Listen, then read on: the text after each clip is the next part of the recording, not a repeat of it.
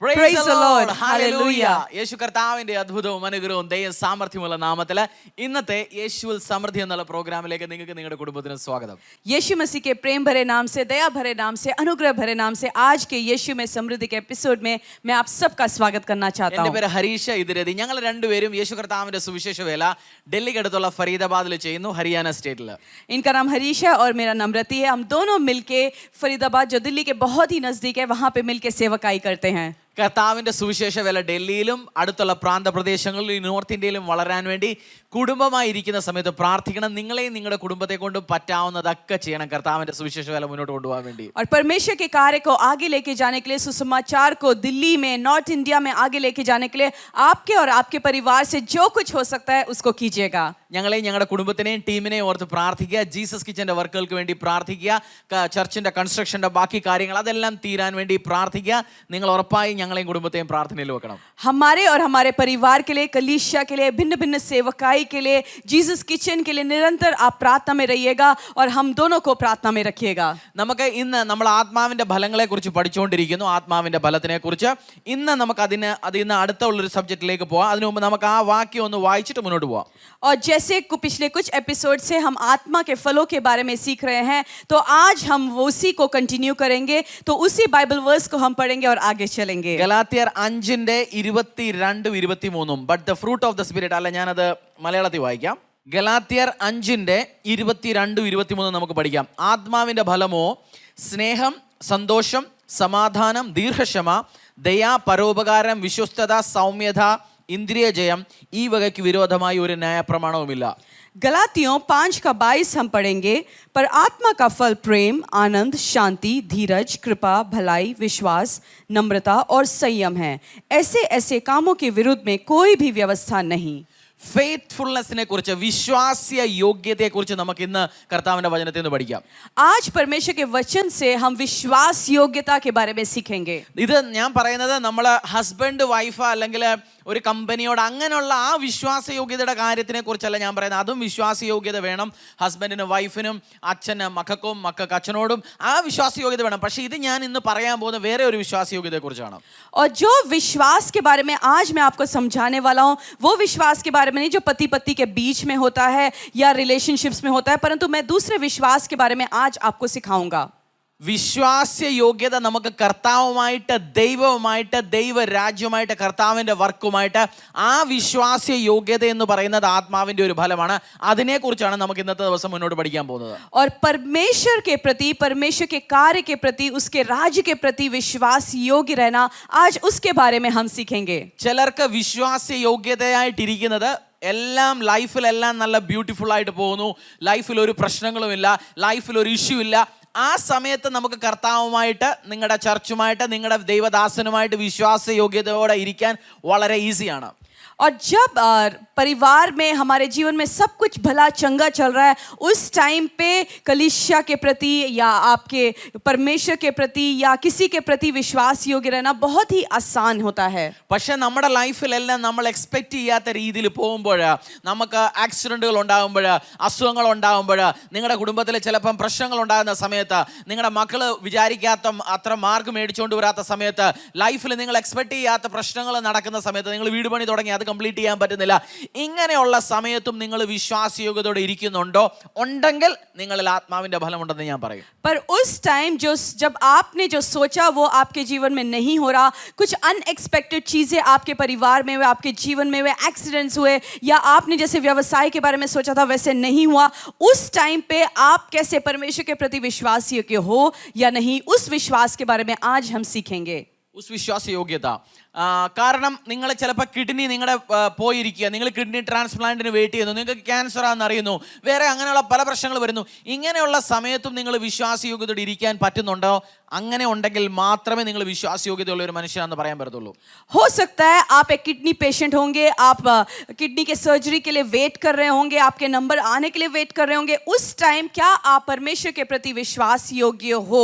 उस विश्वास योग्यता के बारे में आज हम सीखेंगे. നമ്മൾ പ്രാർത്ഥിക്കുന്നു, നമുക്ക് പക്ഷെ ഒരു ഹോപ്പും കാണുന്നില്ല, ഒരു റിസൾട്ടും വരുന്നില്ല, നമ്മൾ വിചാരിക്കുന്നു ഒന്നും നടക്കാൻ പോകുന്നില്ല എൻ്റെ ലൈഫിൽ.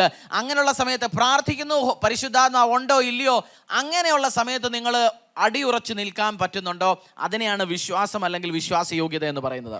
जीवन में जब सारी उम्मीद हम खो बैठते हैं, जब सारी आशाएं हमारी टूट जाती हैं, उस टाइम क्या हम विश्वास योग्य हैं परमेश्वर के प्रति, उस विश्वास के बारे में आज हम सीखेंगे. നിങ്ങൾ കർത്താവിൽ വിശ്വാസത്തോടെ ഇരുന്ന ഒരു ചെറിയ അസുഖം വന്നു, ഒരു 2 വർഷം ചർച്ചിൽ പ്രാർത്ഥിച്ചു, നടന്നില്ല.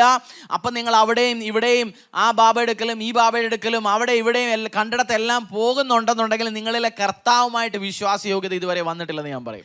आप किसी कलीसिया में जा रहे थे और बीमारी हो गई, 2 साल तक निरंतर आपने कलीसिया में जाके प्रार्थना किया परंतु आपको चंगाई नहीं मिली. उसके बाद आप इधर उधर मुंह फेरने लगे, किसी बाबा के पास चले गए, किसी और मंदिर में चले गए.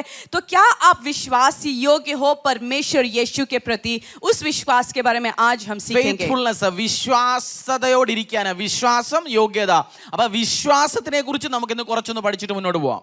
और विश्वास की योग्यता के बारे में आज हम सीखेंगे. उससे पहले विश्वास के बारे में आज हम कुछ सीखेंगे. നമുക്ക് ലൂക്കോസിന്റെ സുവിശേഷം 22:32 ഒന്ന് പഠിച്ചിട്ട് അതിൽ നിന്ന് കുറച്ച് കാര്യങ്ങളൊന്ന് മനസ്സിലാക്കാം. ഞാനോ നിന്റെ വിശ്വാസം പോയി പോകാതിരിപ്പാൻ നിനക്ക് വേണ്ടി അപേക്ഷിച്ചു, എന്നാൽ നീ ഒരു സമയം തിരിഞ്ഞു വന്ന ശേഷം നിന്റെ സഹോദരന്മാരെ ഉറപ്പിച്ചു കൊള്ളുക എന്ന് കർത്താവ് പറഞ്ഞു. लूका 22 का 32 हम पढ़ेंगे. परंतु मैंने तेरे लिए विनती की कि तेरा विश्वास जाता न रहे, और जब तू फिरे तो अपने भाइयों को स्थिर करना. കർത്താവ് തന്നെ പീറ്ററിനോട് പറഞ്ഞു, നിന്റെ വിശ്വാസം പോകാതിരിപ്പാൻ, നിന്റെ വിശ്വാസ യോഗ്യത നീ എന്നോടുള്ളത് പോകാതിരിപ്പാൻ ഞാൻ നിനക്ക് വേണ്ടി പ്രാർത്ഥിക്കുന്നു. തിരിച്ചു വന്നതിന് ശേഷം നീ നിന്റെ കൂടെയുള്ള കൂട്ടുവേലക്കാരെ ഉറപ്പിച്ച് നിർത്തണമെന്ന് കർത്താവ് പറഞ്ഞു. यीशु मसीह ने खुद पतरस को बोला कि पतरस, मैं तेरे लिए प्रार्थना कर रहा हूं ताकि तेरा विश्वास मजबूत रहे, दृढ़ रहे, और अपने भाइयों को भी तू स्थिर करना. നമ്മുടെ ലൈഫിൽ പല സിറ്റുവേഷൻസ് പല പ്രാവശ്യങ്ങളിലും ഉണ്ടാവും. ആരോഗ്യത്തിൽ, കുടുംബജീവിതത്തിൽ, കുഞ്ഞുങ്ങളുടെ ജീവിതത്തിൽ, ബിസിനസ്സിൽ, കരിയറിൽ നമ്മുടെ വിശ്വാസം നമുക്ക് പോകും. നമുക്ക് കർത്താവിലുള്ള വിശ്വാസം പോയി പോകുമെന്ന് ചില സമയങ്ങളിൽ നമുക്ക് തോന്നാറുണ്ട്. और जीवन में, परिवार में ऐसी बहुत सारी परिस्थितियां आती हैं जब हमें लगता है कि हमारी आशा टूट गई, हमारा विश्वास टूट चुका है. उस टाइम हमें क्या करना चाहिए? നിങ്ങൾ പറയും, അങ്ങനെയൊന്നും ഒരിക്കലും എനിക്ക് ഇതുപോലെ ഉണ്ടായിട്ടില്ല. എന്നാൽ ഞാൻ പറയുന്നു, അങ്ങനെ ഉണ്ടായിട്ടില്ലെങ്കിൽ നിങ്ങളുടെ വിശ്വാസം ഇതുവരെ ടെസ്റ്റ് ആയിട്ടില്ല.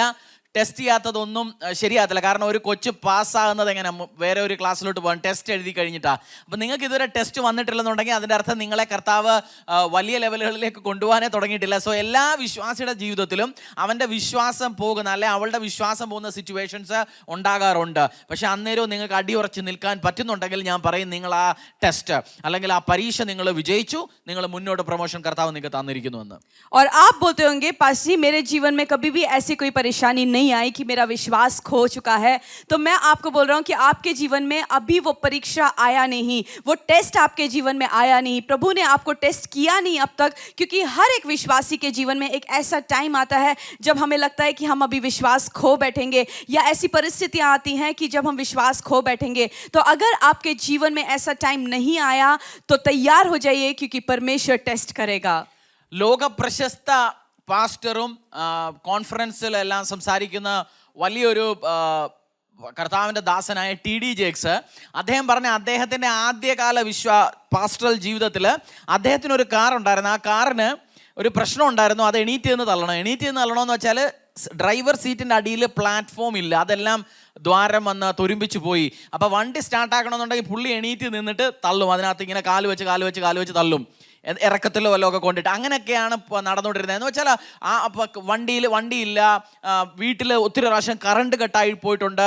വിശ്വാസത്തിനെ ടെസ്റ്റ് ചെയ്തു. നമ്മൾ വിളിക്കുന്ന ആരാധിക്കുന്ന കർത്താവ് നമുക്ക് തോന്നും നമ്മുടെ ഒന്നും കേൾക്കുന്നില്ല, ഉത്തരം തരുന്നില്ല, വണ്ടി തരുന്നില്ല, നമുക്ക് വീട്ടിൽ കറണ്ട് തരുന്നില്ല, കുഞ്ഞുങ്ങളുടെ ഫീസ് അടയ്ക്കാൻ പൈസ തരുന്നില്ല. പക്ഷെ ഞാൻ പറയുന്ന ഈ സമയത്ത് ഇങ്ങനെയുള്ള ടെസ്റ്റുകളിൽ കൂടെ പോകുന്ന സമയത്താണ് നിങ്ങളുടെ വിശ്വാസം പുതിയൊരു ലെവലിലേക്ക് പോകുന്നത്. കർത്താവ് നിങ്ങളെ കൊണ്ടുപോകും. ആ ഇന്ന് TD ജേക്സിനെ കുറിച്ച്, ആ ലോക പ്രശസ്തനാക്കിയ കർത്താവ് ആക്കിയ ആ ദേവദാസിനെ കുറിച്ച് ഞാൻ പറയുന്നത് ഞാൻ എന്തുകൊണ്ട് അദ്ദേഹത്തിനെ ഓർമ്മിക്കുന്നു? കാരണം അദ്ദേഹം ആ ടെസ്റ്റിൽ, വിശ്വാസത്തിൻ്റെ ആ ടെസ്റ്റിൽ അദ്ദേഹം പാസ്സായി, അദ്ദേഹം മുമ്പോട്ട് പോയി. അപ്പം നിങ്ങളും നിങ്ങളുടെ കുടുംബവും നിങ്ങളിപ്പോൾ പോയിക്കൊണ്ടിരിക്കുന്ന സിറ്റുവേഷന് ഉറച്ചു നിൽക്കുക. കർത്താവ് നിങ്ങളുടെ വിശ്വാസത്തിന് കർത്താവ് ഉറപ്പായും അവാർഡ് തന്നിരിക്കും.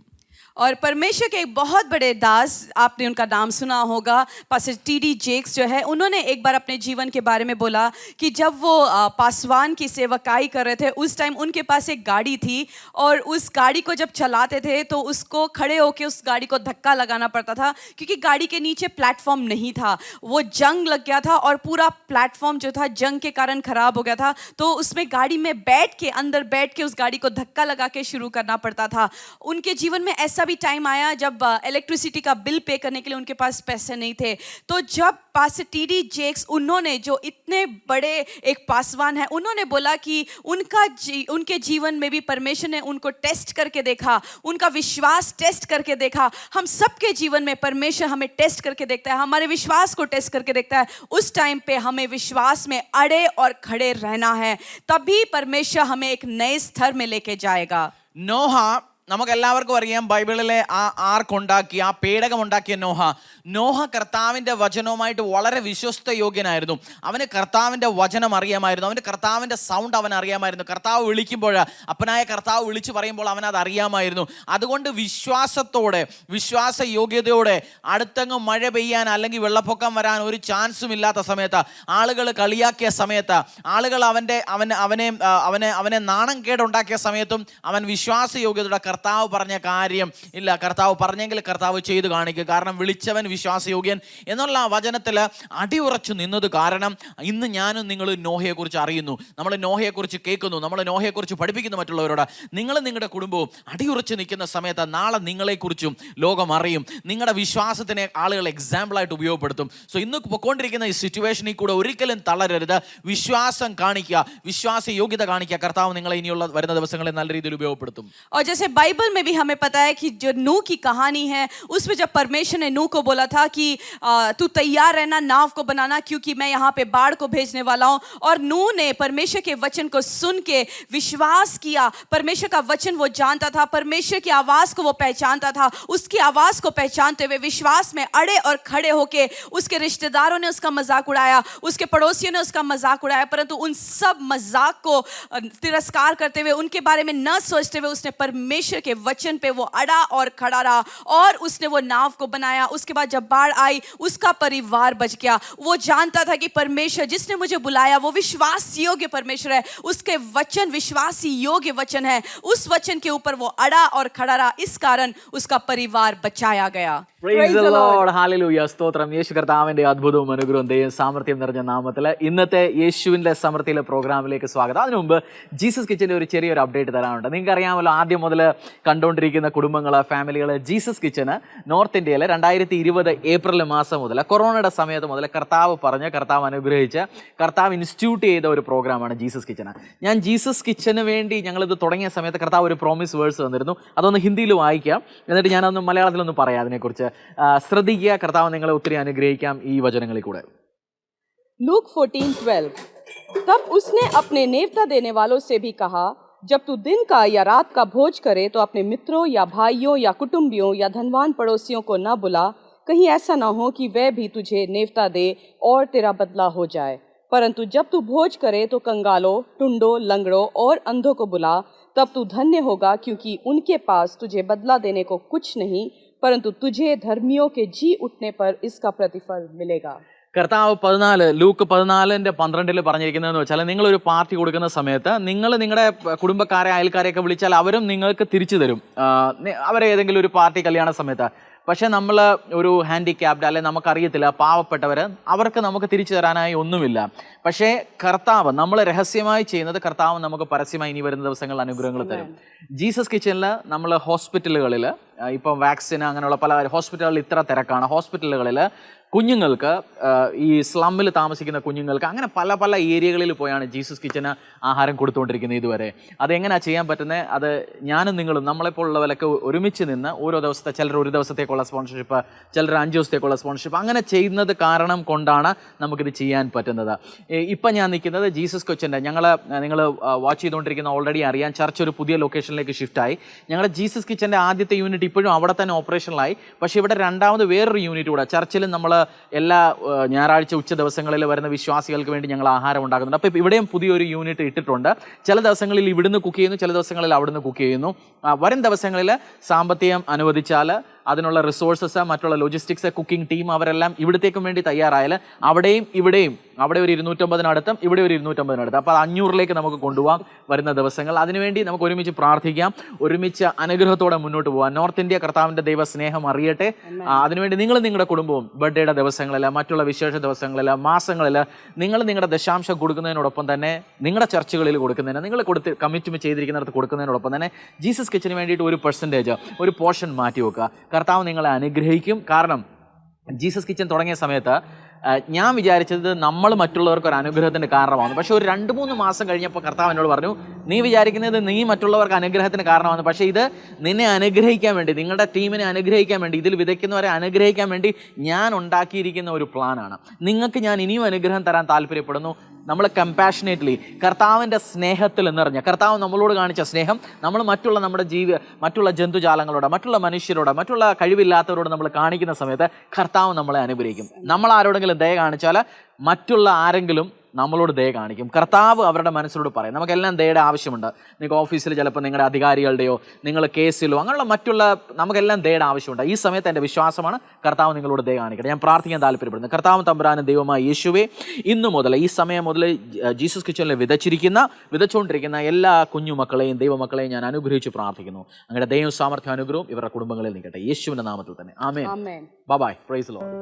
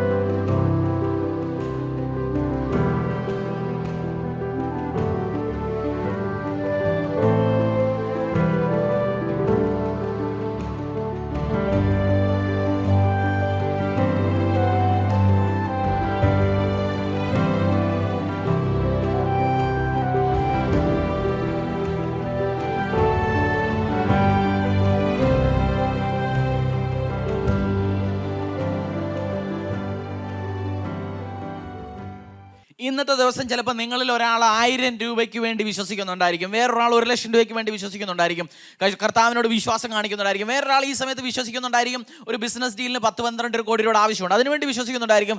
ചിലപ്പോൾ ഒരാൾ ക്യാൻസർ മാറാൻ വേണ്ടി വിശ്വാസത്തോടെ പ്രാർത്ഥിക്കുന്നുണ്ടായിരിക്കും. ചിലപ്പോൾ ഒരു കുഞ്ഞ് കണ്ടുകൊണ്ടിരിക്കുന്ന ഒരു 15 വയസ്സുള്ള ഒരു പെങ്കൊച്ച് മുഖത്തെ ഒരു പിമ്പിൾ മാറാൻ വേണ്ടി കർത്താവിനോട്, ഒരു മുഖക്കുരു മാറാൻ വേണ്ടി കർത്താവിനോട് വിശ്വസിക്കുന്നുണ്ടായിരിക്കും. ഓരോരുത്തരുടെയും വിശ്വാസത്തിൻ്റെ ലെവൽ വേറെയാണ്. സോ നിങ്ങൾക്ക് ആവശ്യമുള്ള സമയത്ത് നിങ്ങൾ വിശ്വാസത്തോടെ, വിശ്വാസ യോഗ്യത കാണിച്ച് കർത്താവ് ഉത്തരം തന്നാലും ഇല്ലെങ്കിലും വിശ്വാസത്തോടെ ഇരിക്കുക. അത് കാണുന്ന കർത്താവ് ഉറപ്പായിട്ട് നിങ്ങളുടെ വിശ്വാസത്തിന് അക്കോർഡിംഗ്ലി നിങ്ങൾക്ക് ഉത്തരം തരുന്നതായിരിക്കും. हो सकता है आज आप 1000 रुपए के लिए परमेश्वर के ऊपर विश्वास कर रहे होंगे.